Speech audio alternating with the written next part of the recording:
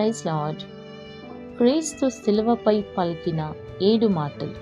మొదటి మాట, తండ్రి వీరేమి చేయుచున్నారో వీరెరుగరు గనుక వీరిని క్షమించుము. లూకా 23:34. రెండవ మాట, నీవు నాతో కూడా పరదేశిలో ఉందువని నిశ్చయముగా నీతో చెప్పుచున్నానని. లూకా 23:43. మూడవ మాట, అమ్మ ఇదిగో నీ కుమారుడు. యోహానా 19:26 మరియు 27. నాలుగవ మాట, ఏలీ ఏలీ లామా సబక్తాని, దేవా దేవా నన్నెందుకు చేయి విడిచితివి.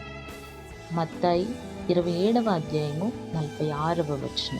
ఐదవ మాట, దప్పిగొనుచున్నాను. యోహాను 19:28.